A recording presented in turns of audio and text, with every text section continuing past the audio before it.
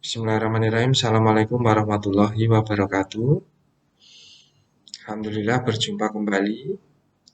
Saya Sepidianto, NIM A122508004, mahasiswa S2 Ilmu Keolahragaan, Fakultas Ilmu Keolahragaan, Universitas 11 Maret. Di kesempatan ini saya akan mempresentasikan mengenai memahami Z-score, T-score, hipotesis dan uji prasyarat dalam statistik.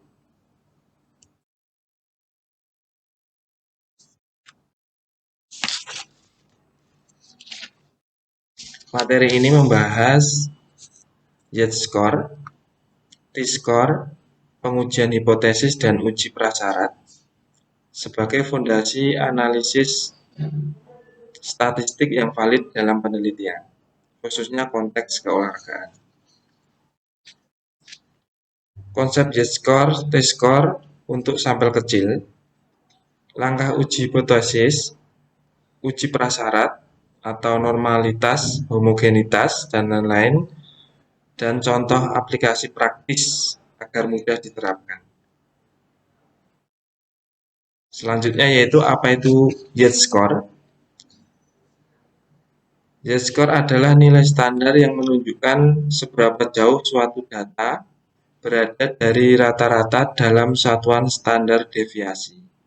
Konsep ini sangat penting untuk membandingkan data dari distribusi yang berbeda, mengidentifikasi data outlier atau pencilan, melakukan standarisasi dalam analisis, menghitung probabilitas dalam distribusi normal. Rumus Z sama dengan dalam kurung X min mu kurung tutup per sigma, di mana X adalah nilai data, mu adalah rata-rata populasi, dan sigma adalah standar deviasi populasi. Selanjutnya yaitu interpretasi Z-score.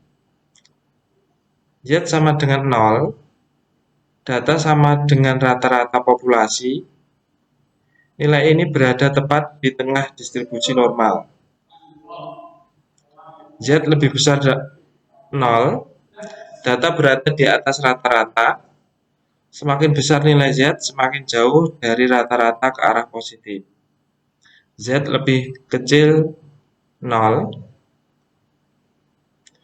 data berada di bawah rata-rata. Nilai negatif menunjukkan jarak dari rata-rata ke arah negatif.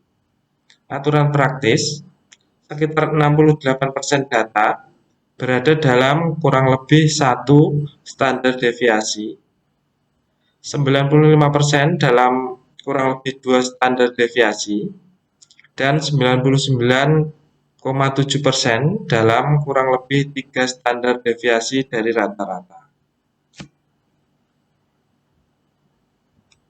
Selanjutnya yaitu contoh perhitungan Z-score.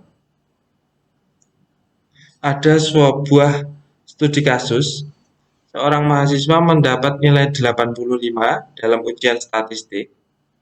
Rata-rata kelas adalah 78 dengan standar deviasi 6. Berapa Z-score mahasiswa tersebut? Jawabannya atau penyelesaiannya adalah diketahui X sama dengan 85, mu sama dengan 78,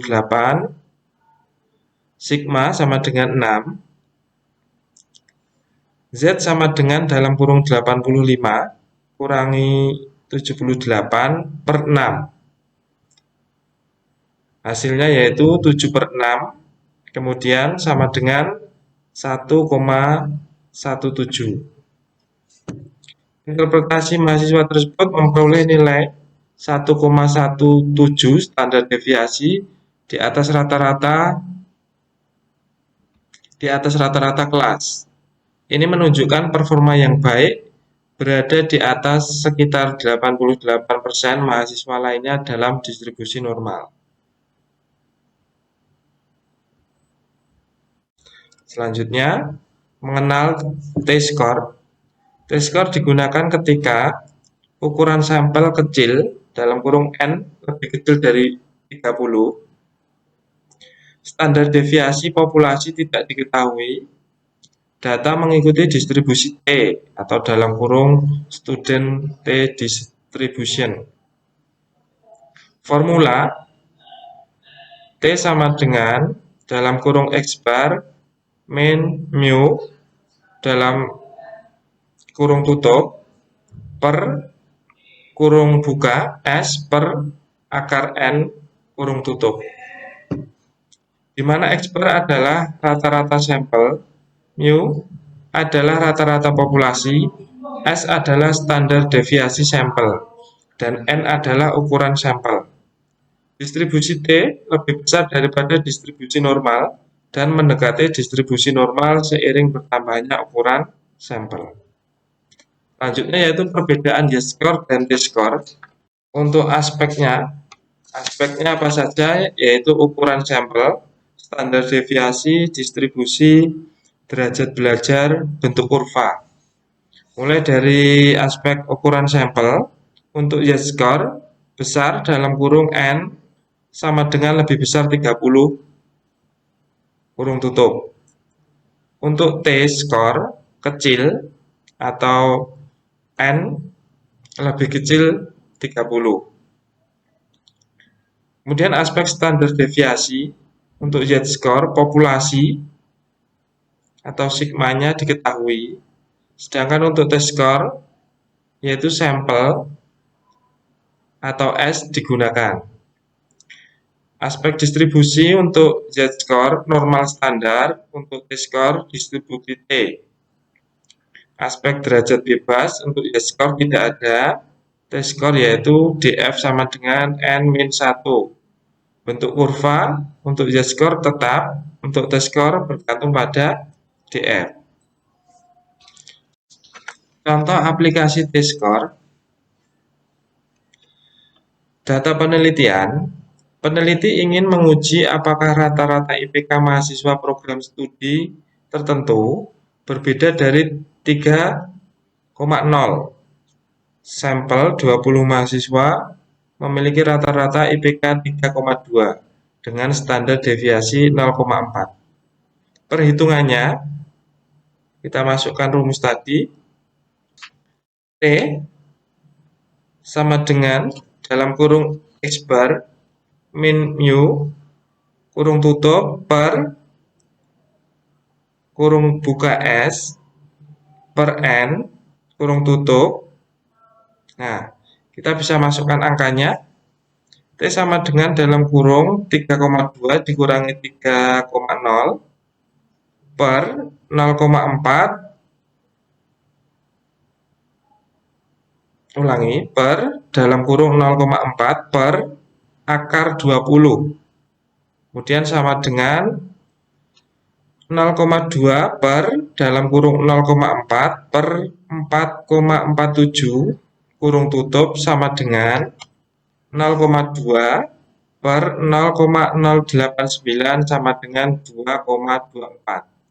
Derajat bebas sama dengan 20 min 1 sama dengan 19. Kesimpulannya, dengan alfa sama dengan 0,05 dan DF sama dengan 19, nilai T tabel sama dengan 2,93.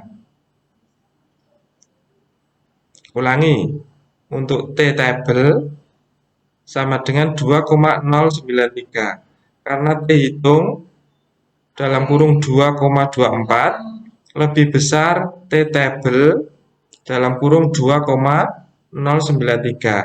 Maka rata-rata IPK mahasiswa signifikan berbeda dari 3,0. Selanjutnya, pengujian hipotesis. Konsep dasar. Pengujian hipotesis adalah prosedur statistik untuk membuat keputusan tentang parameter populasi berdasarkan informasi sampel. Proses ini melibatkan ada 3. Yang pertama yaitu merumuskan hipotesis, menentukan tingkat signifikansi. Yang ketiga yaitu melakukan pengujian. Pertama, merumuskan hipotesis, membuat hipotesis 0 atau H0 dan hipotesis alternatif atau H1 yang akan diuji. Kedua, menentukan tingkat signifikansi, yaitu menetapkan alfa sebagai batas toleransi kesalahan, umumnya 0,05 atau 5%. Yang ketiga yaitu melakukan pengujian, menghitung statistik uji dan membandingkan dengan nilai kritis. Jenis-jenis hipotesis ada dua. Jenis-jenis hipotesis yang pertama hipotesis 0 atau H0. Dan yang kedua yaitu hipotesis alternatif atau H1. H0 pernyataan yang menyatakan tidak ada perbedaan atau tidak ada pengaruh. Hipotesis ini yang akan diuji dan cenderung untuk ditolak. Contohnya, tidak ada perbedaan rata-rata nilai antara metode pembelajaran A dan B. Kemudian untuk hipotesis alternatif atau H1, pernyataan yang berlawanan dengan hipotesis 0 menunjukkan adanya perbedaan atau pengaruh yang signifikan. Contohnya, ada perbedaan rata-rata nilai antara metode pembelajaran A dan B. Selanjutnya yaitu langkah-langkah pengujian hipotesis. Ada 5 langkah. Yang pertama yaitu rumusan hipotesis. Tentukan H0 dan H1 berdasarkan masalah penelitian yang ingin dijawab. Kemudian yang kedua tentukan alfa. Pilih tingkat signifikansi, biasanya 0,05, 0,01 atau 0,10. Yang ketiga pilih uji statistik. Sesuaikan dengan jenis data dan asumsi yang terpenuhi. Yang keempat, hitung statistik uji. Gunakan formula yang sesuai dengan metode yang dipilih. Yang kelima yaitu buat keputusan. Bandingkan dengan nilai kritis atau gunakan p-value. Selanjutnya yaitu kesalahan dalam pengujian hipotesis. Tipe 1 error dalam kurung alfa. Menolak H0 padahal H0 benar. Konsekuensi menyimpulkan ada perbedaan padahal sebenarnya tidak ada. Probabilitas sama dengan tingkat signifikansi dalam kurung alfa. Yang kedua yaitu tipe 2 error dalam kurung beta. Menerima H0 padahal H0 salah. Konsekuensi tidak mendeteksi perbedaan yang sebenarnya ada. Power 1 min beta mendeteksi perbedaan yang ada. Selanjutnya uji prasyarat. Mengapa penting? Yang pertama yaitu validitas hasil. Memastikan bahwa analisis statistik yang dilakukan memberikan hasil yang valid dan dapat dipercaya sesuai dengan asumsi yang diperlukan. Selanjutnya yaitu akurasi interpretasi. Mencegah kesalahan interpretasi yang dapat terjadi jika asumsi dasar tidak terpenuhi dalam analisis data. Selanjutnya yaitu fondasi analisis. Menjadi landasan kuat sebelum melakukan uji statistik utama untuk memastikan prosedur yang dipilih tepat. Nah, itu kenapa uji prasyarat itu penting. Selanjutnya yaitu jenis-jenis uji prasyarat. Yang pertama uji normalitas, yang kedua uji homogenitas, yang ketiga yaitu uji linearitas, yang keempat yaitu uji independensi. Uji normalitas menguji apakah data berdistribusi normal. Metode Shapiro-Wilk, Kolmogorov-Smirnov, atau Anderson-Darling. Uji homogenitas menguji kesamaan varians antar kelompok. Metode Levine test atau Bartlett test. Yang ketiga yaitu uji linearitas menguji hubungan linear antara variabel. Penting untuk analisis, regresi, dan korelasi. Yang keempat yaitu uji independensi.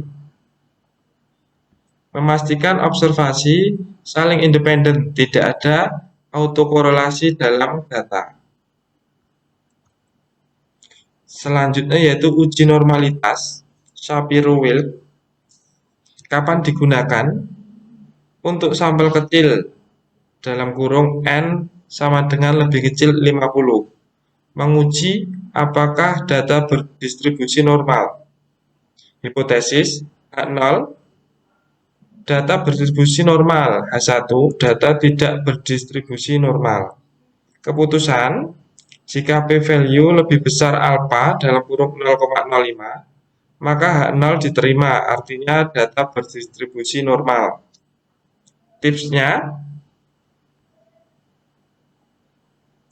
selain uji statistik, digunakan juga visualisasi seperti histogram, Q-mean Q-plot atau box plot untuk memahami distribusi data secara lebih komprehensif.